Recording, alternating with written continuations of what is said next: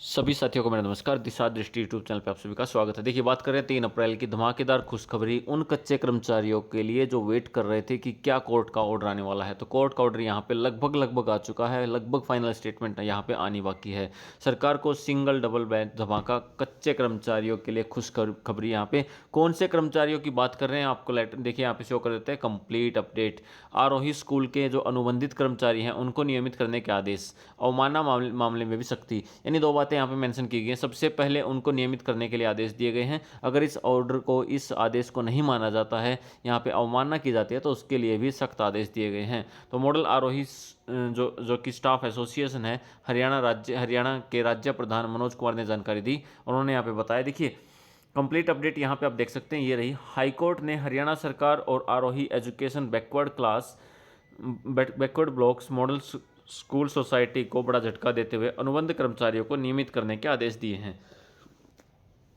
यानी यहाँ पे जो कर्मचारी अनुबंध के आधार पर काम कर रहे थे उनको नियमित करने के आदेश दे दिए गए हैं। कोर्ट ने कहा है कि जिन जिन कर्मचारियों ने 5 साल यानी जिनके अभी 5 साल पूरे हो चुके हैं, 5 साल तक संतोषजनक सेवा पूरी कर ली है, कोई भी कर्मचारी वे नियमित नियुक्ति के हकदार हैं। सरकार के आदेशों की अवहेलना पर अवमानना मामले में भी कड़ी नाराजगी जताई गई है। दरअसल यह विवाद हरियाणा के आरोही मॉडल स्कूल में अनुबंध पर कार्यरत शिक्षकों और गैर शैक्षिक जो कि गैर शिक्षण कार्य कर्मचारी हैं उनसे जुड़ा हुआ है। वे सरकार द्वारा नियंत्रित और वित्त पोषित सोसाइटी के संचालित होते हैं। क्योंकि यहाँ पे मेंशन किया गया कि देखिए ये रहा, ज्योति रानी सहित अन्य 2013-14 के विज्ञापनों के तहत अनुबंध पर इनको नियुक्त किया गया था। यह जानकारी आरोही मॉडल स्कूल के स्टाफ द्वारा एसोसिएशन के हरियाणा राज्य के प्रधान मनोज कुमार ने दी। और इसी में क्लियर मेंशन किया गया, देखिए मैं आपको एंडिंग में शो कर देता हूँ। यहाँ पे दिया गया है, पहले भी इसे मुख्य निर्णय के पैरा नंबर 7 में शामिल किया गया था और 2021 का पत्र 2011 के बायोलॉजी से संबंधित नहीं, यह भी मेंशन किया गया है, बल्कि 2019 के इस बायोलॉजी के बारे में कोई भी नया आधार रिव्यू नहीं है। चूँकि सरकार ने 6 सप्ताह के भीतर आदेशों का पालन नहीं किया, याचिकाकर्ता ने अवमानना याचिका दायर कर दी।